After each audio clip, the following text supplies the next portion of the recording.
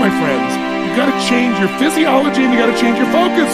When you're trying to get wealthy, you want to go all in and it not be a bet. You need to know the space so well. You're like, I know for sure this is going to work. You can't have a standard education and expect to have an extraordinary life. It's not going to happen.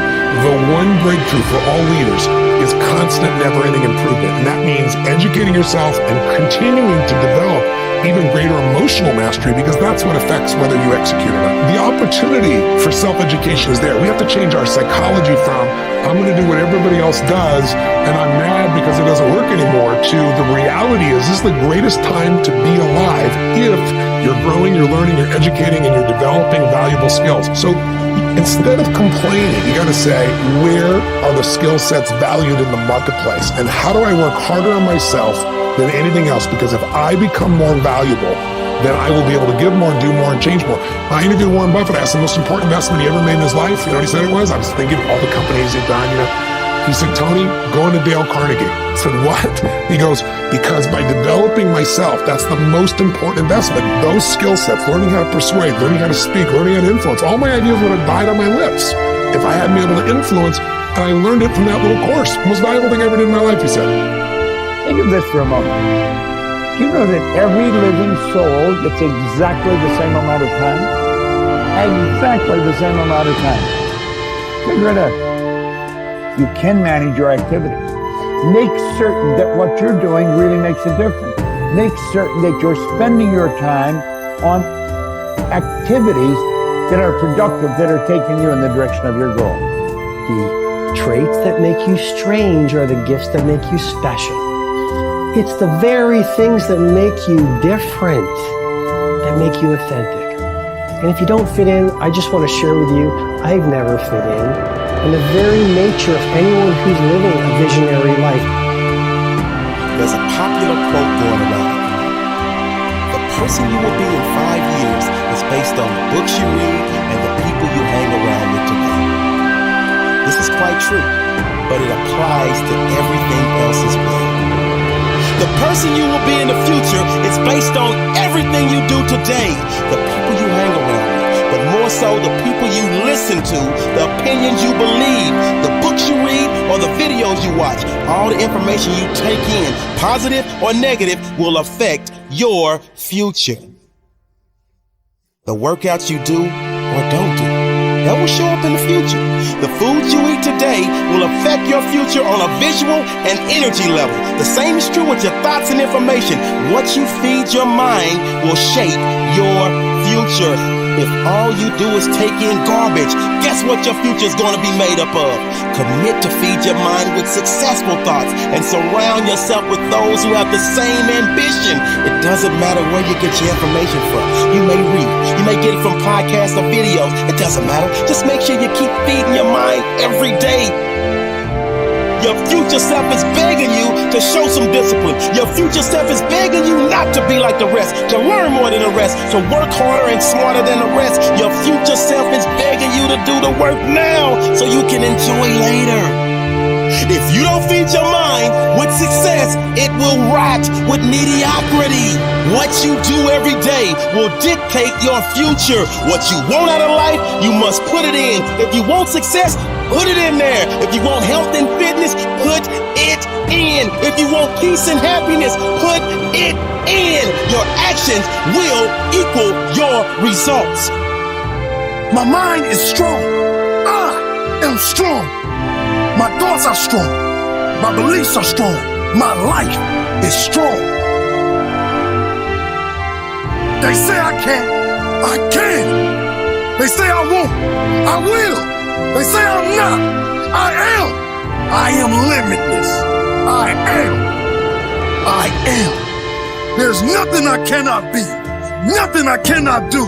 Nothing I cannot have. In my mind, there are no limits. I am limitless.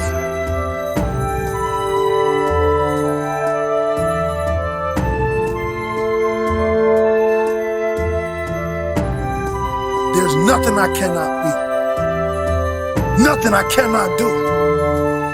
Nothing I cannot have. There exists no limits in my mind.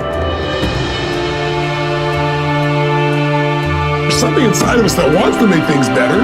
We want to be better as people. We want to become more, do more, share more, create more, give more.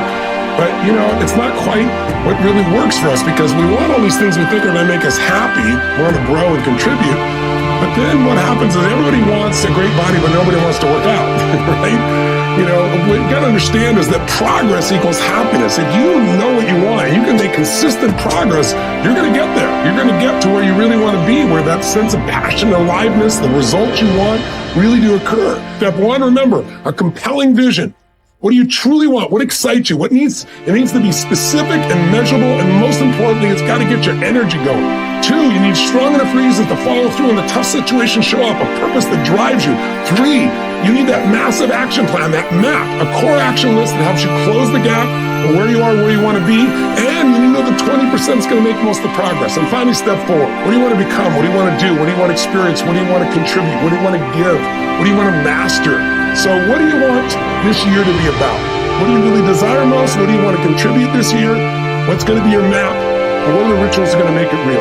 Please, for your benefit, don't just watch this video. Do something right at the end here to get you going and get you some initial momentum. If you take action today, you can get anything changed, but you got to do it while you're in state. And I'm saying that if you know anybody that had some goal, some dream, something they wanted to do, and they did it, then I'm saying that you know in your heart that if someone has done it, then you can do it. It's possible. And that if someone can make their dream become a reality, that it's possible that you can make your dream become reality. And so as you begin to look at where you want to go, beginning to embrace that, it's possible. I'm blessed and highly favored. I've got a lot going for me. I got some good stuff in me. And it's possible that I can bring my greatness out here in the universe.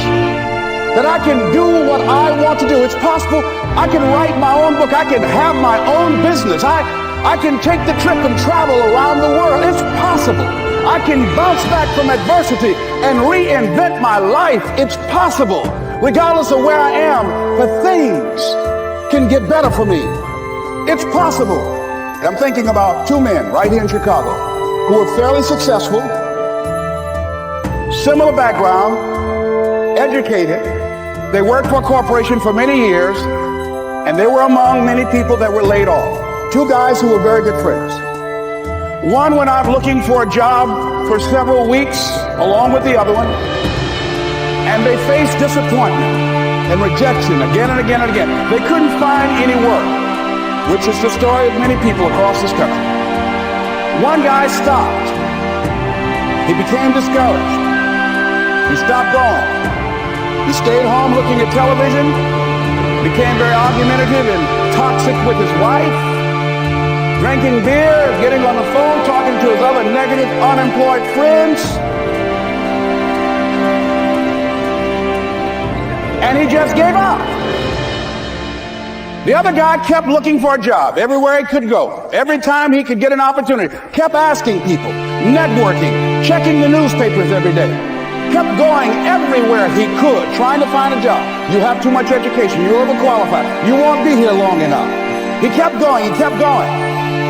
He went to a place and said, look here, I tell you what, if you can't hire me, and I know you can use my talents, abilities, and skills, I don't want to sit home and do nothing. Just let me do some volunteer work. You don't have to give me anything, all right?